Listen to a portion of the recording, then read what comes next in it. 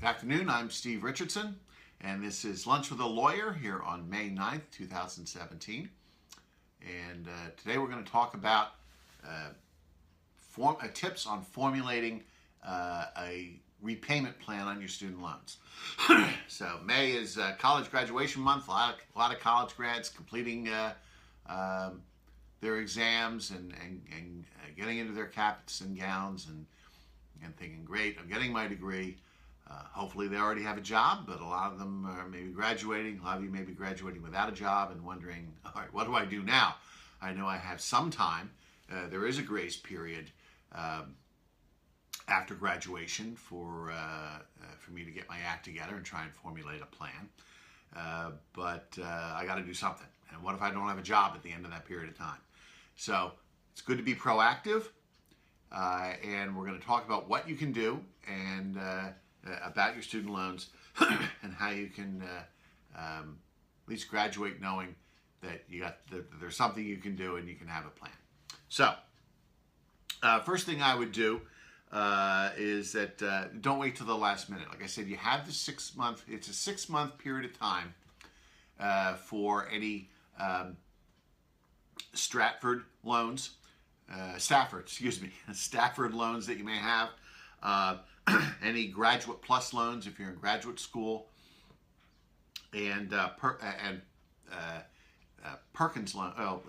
For those two, the Stafford for undergrad and the Graduate Plus for graduate school, you have 6 months. If you have any Perkins loans, if your school participated in the Perkins loan program, you have 9 months. But you really don't want to wait till the last minute to do that. And I'll get into that in a minute. But you want to start working on it now. Now, with New Jersey class loans, what I would do, you often have 60 days from separation to start making your payments. New Jersey's Higher Education Student Assistance Authority, which I'll refer to, it's a bit of a mouthful, I'll refer to as we usually do as HESA, H-E-S-A-A. They're not all that good at communicating. All right, so you want to make sure you're proactive, and if you need a little bit of time to get your act together and come up with a plan, reach out to them and see if you can get a forbearance or deferment, because you need some time, and so make your application in plenty of time to take care of that. With private loans, you need to check the terms of your note. It's like any other loan. You need to look at the terms of the loan note itself to see when you've got to come in and make your payments. So check that out. So that's just by way of introduction. The first thing you're going to want to do in formulating your plan is get organized. Get all of the information together. And then once you have everything you need to know to formulate the plan, then you can start working on it. So let's break it down. First of all, it's federal loans. Well, that's easy, all right? The U.S. Department of Education has made it pretty easy. There's something called the National Student Loan Data System, the NSLDS. And that database will tell you everything you ever wanted to know about all your student loans, okay? How much was originally dispersed, what the current balance is, how much interest is accrued, what the status of the loan is, who your loan servicer is, all the information you're going to need, what the interest rate is on each loan. So I'll provide that URL in the comments to this Facebook video, and in the description. I usually port out the video to my YouTube channel. I'll put that in the description below the video. But it's basically www.nslds for National Student Loan Data System .ed for Education Department .gov. And you get a username, user ID, and password. Get in and get cracking. That'll give you everything you need to know there. For you, if you have New Jersey class loans, then you need to go to HESA's website. That's basically HESA.org, HESAA.org. And that'll tell you that they have a page there that starts looking at what you can do to repayment. Take a look at the note and get all your loan paperwork together, because HESA loans, you may already be making payments on them. A lot of times it's either an interest-only payment or a regular amortized payment or some such thing.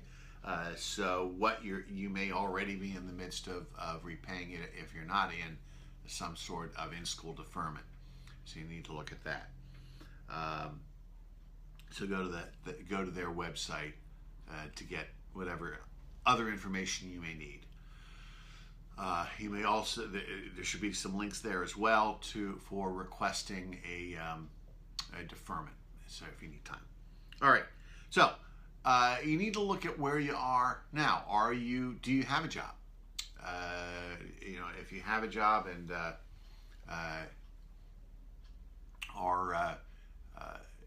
you're going to start working, you know what your salary is, figure out a budget, figure out what you can afford to pay, and get that information together. I've talked in other videos about having a household budget and knowing what your cash flow is, which is a good habit to get into now that you're going to be in the real world and you're out of school. But know what your budget is, what your money situation is, and what you can afford to pay. And that will inform you to a great extent on what you need to do in a plan for repayment. So you're really, in this data gathering stage and getting all of your documents together. If you have a job or you're going to have one that starts in the next month or two, get an idea of what your net pay is going to be from that job. Get a good budget together. I'll try and leave a link to a budget sheet I use, and know what your cash flow is, because then you know what your monthly payment is, and that will allow you to make some informed and intelligent choices in coming up with your repayment plan. So we've talked about prep, and also I just want to make a point to those of you maybe watching, if you're still in school. Maybe you're not graduating this month, or you have a sibling that's still in school, or your parent has another child that's in school, or some such thing as that. If what happens is you may be in an in-school deferment where you don't have to make payments, and that's great. You're still in school, you're still getting your education, you don't have to make payments. But unless you have a federally subsidized student loan where the federal government is paying the interest on that loan, because the interest continues to accrue. They lent you the money maybe as far back as your freshman year. And they lent you the money, and interest is starting to accrue from the time of dispersal forward on that interest rate, at that interest rate. And if you have a subsidized loan, well, great, the federal government is paying that, so that dispersal amount ends up being the principal of the loan when you graduate. But what if it's an unsubsidized federal student loan, or a class loan, or another private loan that has continued to accrue interest? Well, you could owe a substantial amount of money, more than what you originally borrowed, by the time you graduate, especially if you borrowed it in your freshman year. So if you have a part-time job while you're in school, or a job over the summer break or Christmas break, and you make some money, you might want to look into making some interest-only payments on that loan, voluntary interest-only payments. So you're playing a zero-sum game. You're paying off the interest, because what happens is any interest that accrues during your in-school deferment then capitalizes or rolls into the principal of the loan. That when you graduate, all right, here's the new principal, here's what you owe, and here's what you got to pay back. Okay. So again, if you borrowed the money in your freshman year, now you're graduating in your senior year, that could be a lot of money. So you might want to look into making some interest-only payments voluntarily while you're in school. So just a tip there. So repayment plans. Well, the good news is with federal loans, there are a lot of options. If you have a job and you talk to the servicer and find out what the monthly payment would be on a 10-year fixed payment. If you do nothing, the Department of Education and the servicer will put you in a 10-year repayment plan, amortizing the balance at the time of graduation at the interest rate over that period of time, and that's your monthly payment. If you're able to afford that, great. Okay, maybe you didn't borrow that much, and you've got a good job, and you've got the ability to pay it. Wonderful. All right, make that payment. But if not, if you don't have a job, or the monthly payment at a 10-year fixed amortization at that interest rate is just too high and you can't make it, then you have to look into some alternatives. And this alternative is also available if you don't have a job. If you're graduating and you don't have a job, you don't now, or one that's going to start in a month or two, or some such thing as that, if you have no prospects at all, then look into an income-driven repayment plan with the federal government. All right, be proactive with them. And it's just that. It's a monthly payment that is fashioned based on your income. Now, it takes into account two key pieces of information. Your adjusted gross income from the previous tax year. Alternatively, you could, depending on when you start it, use some other income documentation, especially if you made a lot of money last year, some such thing. But it's usually just by the adjusted gross income from the previous tax year and your household size. Well, if you're 22 years old and you're graduating college and you're not married, it's just you. Well, it's a household of one, and you didn't make any money last year, or certainly not enough to file a tax return where there is no AGI, or AGI is zero, you made no income, you have zero income. So you go in and you say, I had zero income, and it's just me, and it is possible for a monthly payment in an income-driven plan to be nothing, okay? And nothing is certainly affordable. So there are different plans. And I'll lay them out for you and what the terms are, and you can make your own decisions. They're all, as I said, income-based, and you can run the numbers, talk to your servicer. The servicer can help you through it, run some scenarios on what it would be in different plans, especially if you have a job but you can't afford the 10-year fixed payment. That's mainly what we're talking about. So first of all, there's income-based repayment.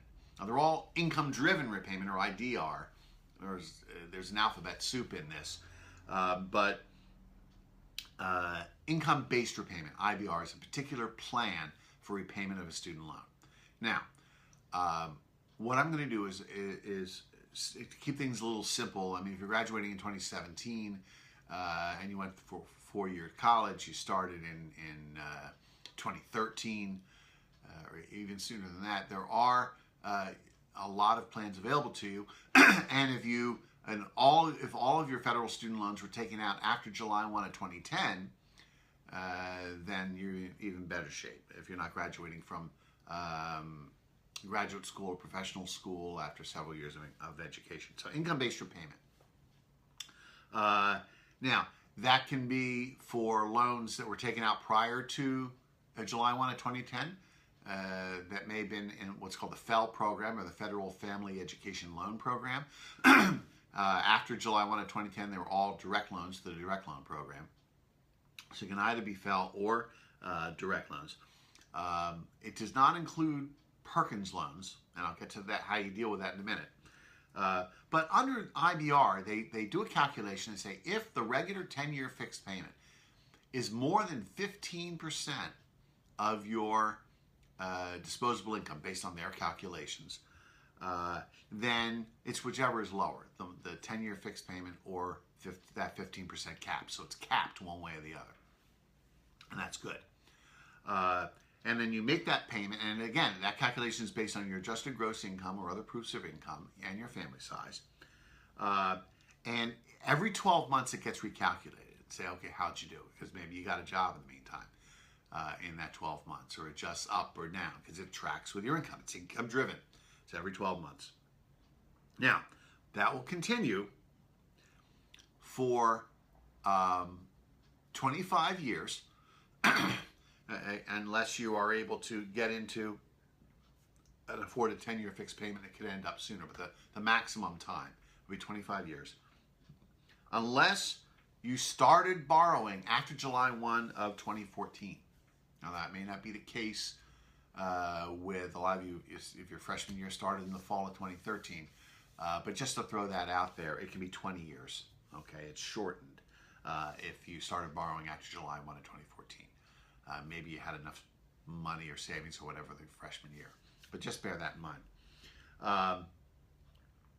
But the downside of that is, though, now what happens at the end of that period of time, let's say you go to the 20 or 25 years and you still haven't paid it off, all right, the balance gets discharged. You no longer owe it. That's it. There's some finality to it. The problem is, under our current tax code, is that could have tax ramifications for federal tax purposes. Because anytime a creditor forgives a debt, all right, that amount of forgiven debt is considered income by the IRS and therefore taxable. Okay, so there could be tax consequences to it, but we don't know 20, 25 years from now what the tax laws are going to be. They could change. So just bear that in mind. Now, if you're married, maybe you're married, going to school, graduating, it is the adjusted gross income. If you file a joint return, it's the adjusted gross income from that joint return. If you use the AGI, you might want to consider in future years filing separately. Talk to a tax professional. The amount of additional tax you pay by filing separately might be less than your savings on IBR if they just go by your income. Okay, so there's some planning there. But that's IBR. Then, President Obama, when he was in office, created something called Pay-As-You-Earn. And it was a new PAYE, Pay-As-You-Earn. And it was a revision of IBR available to students at the time that were in college. It should, everyone watching this is graduating this month.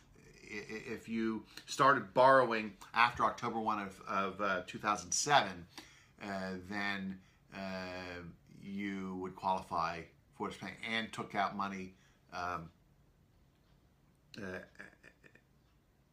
and a new loan was originated after October 1 of 2011. So you may well qualify for Pay-As-You-Earn.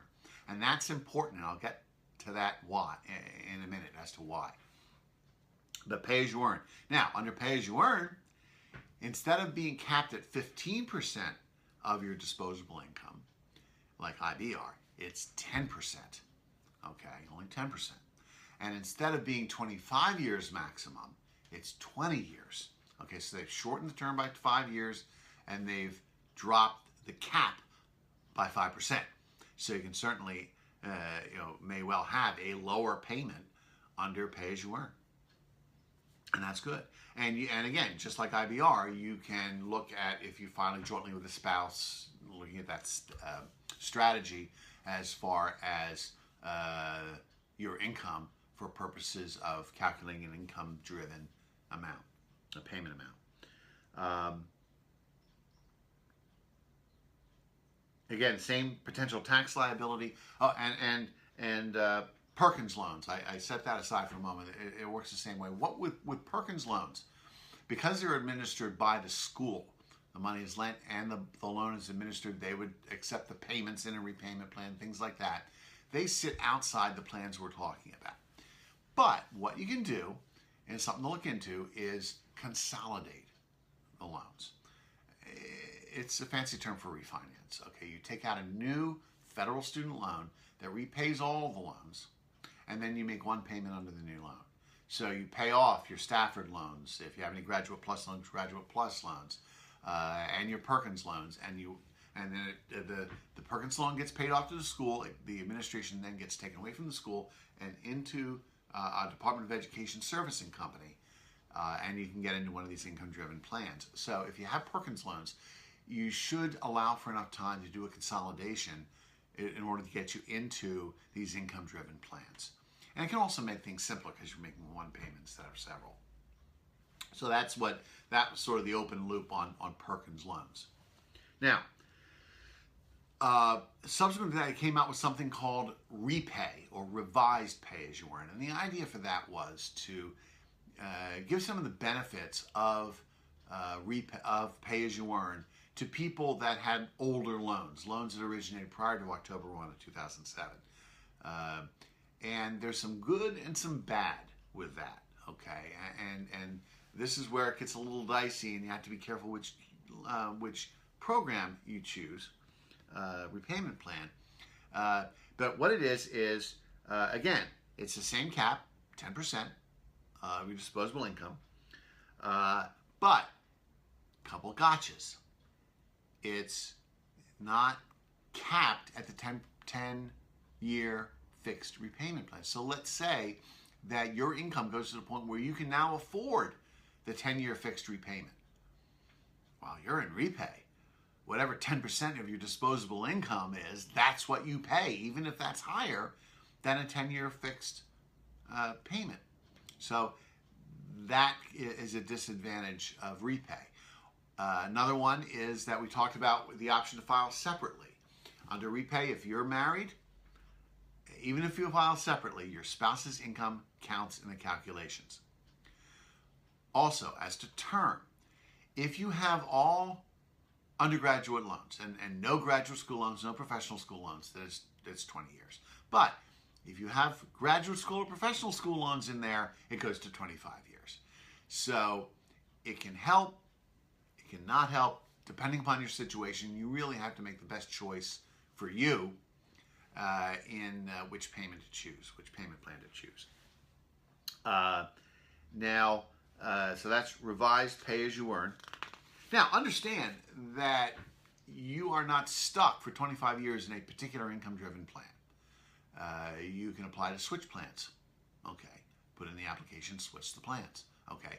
So if you're in repay and all of a sudden you're looking at a repay payment that is significantly higher than a 10-year fixed, then go into, you might want to switch to a 10-year fixed plan and pay the balance that way. So something to look into there. Also, if you have only direct loans, or you had some old FFEL loans and you consolidated them into a direct loan, and you're in one of these income-driven repayment plans, and you work full-time for a charity, a 501c3 charity or nonprofit, or a public entity, the federal, state, county, local government, some sort of public employer, full-time, and you make 120 payments on your loan under an income-driven plan. So your payment may even be zero, but it's tracked. 120 payments while working full-time for a qualified employer. Currently, you have the ability under what's called the Public Service Loan Forgiveness Program to seek a discharge of the balance after 120 payments. You don't have to wait out the 20 to 25 years. Okay. Now, that's not a repayment plan. That's a forgiveness plan. You're applying for forgiveness, and there's a lot of paperwork that you need to maintain. And there's more to it than that, and I would talk to a student loan professional about it, but I just wanted to plant that seed that if you work for a charity, nonprofit, or public entity full-time and make 120 payments during that period of time, that's an option for you. Write that down, something to look into. Now, let's talk to you parents. Okay, maybe you've taken out some loans, and you from some federal loans, some Parent Plus loans. All right, now you got to be careful. You may already be in a repayment plan because there's no in-school deferment. You can apply to have it deferred, but it's not automatic. So but if you find yourself one way or the other having difficulty affording the payment, then there is an income-driven repayment plan for you parents. There's only one of them, choice of one. It's ICR. Okay, more alphabet soup. Income contingent repayment. All right, that's an option. It's only for direct loans. So if you have an older Parent Plus loan under FFEL, you need to consolidate. And it's basically a 15% cap on your payment based on income, 15% of your disposable income. Again, by the adjusted gross income of the household. Again, you can't split off from the parent. And whether or not your parents, spouse. So whether or not your spouse co-signed on the Parent Plus loan, spouse's income counts. And again, it's recalculated every 12 months. And it's a term of 25 years with the balance discharged at the end. And again, these discharges can have tax consequences, except the Public Service Loan Forgiveness Program I was talking about a minute ago. That does have a built-in tax-free discharge. Okay, another important tip. So, tax liability. Now, that's federal loans, and those are your options. And obviously, if you're not working and you don't have the prospect of working in the near future, then getting into an income-driven plan where your payment is $0 or $5 or some such thing as that is great, okay? Because you're not in that grace period anymore. Interest on unsubsidized loans is not continuing to accrue and then capitalize. And you got into a plan and something that you can afford. And if it's $0, great. Then you have to recertify every 12 months. You have to remember to do that. You have to go on. You usually will give the Department of Education permission to pull your tax return. So they have your permission to go to the IRS, get your tax return, look up your AGI, so they have that. But you have to recertify your family size. And then they recalculate your payment, say, okay, for the next 12 months, it's this amount. Okay. And it gives you an opportunity every 12 months to look at what you can afford. Maybe you got a raise, new job, you can afford more. Because you don't want this hanging around for 20, 25 years either. You want to be able to pay it as soon as you can. All right. So that's important. So that's key. And if you lose your job in the middle of the 12 months or some such thing, contact the servicer, see if you can reapply it, have the payment recalculated so that you don't have a problem. With HESA, with the state loans, it can be a lot more difficult. They don't have income-driven repayment plans. They're modeled after the federal system. Is supposed to have them, but they don't. So be aware of that. But be proactive and talk to HESA and see what you can do about some sort of repayment to get that going. Private loans, it depends upon the lender. Okay, it can depend. I'm currently in the process of negotiating something with Navient on some sort of payment plan based on income. But not all private lenders have it. It's up to them. It's up to what they want to offer. So again, be proactive in this, and you should put together a plan. And that'll obviously, if you're able to do that, great. It'll certainly reduce stress, allow you to celebrate more your graduation and look forward to a bright future. Just a couple things, caveats. Obviously, I'm a lawyer. I gotta say some of this stuff.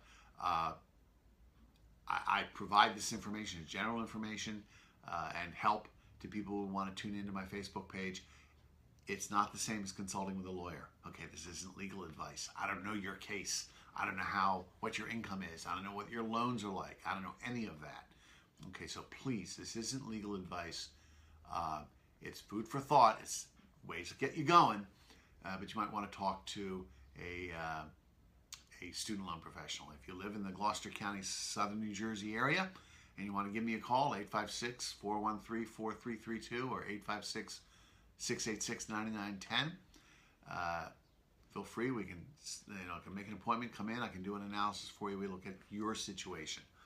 But otherwise, talk to a student loan professional or your servicer about what plans are available. If you like this video, click the like button. Appreciate it. Even better, share it on your timeline.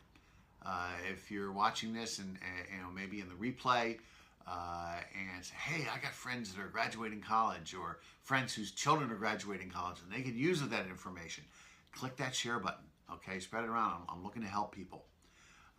And also, just one other thing,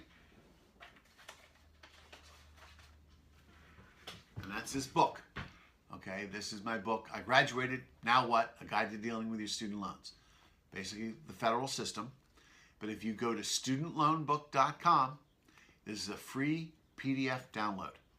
And it'll give you all sorts of information. A lot of the stuff I was talking about here, some of it has changed and is updated from from this video, that from in here. So, where it varies, go with what I tell you in the video. But good printed information you can get just by going to studentloanbook.com. So, like, share, comment below, download.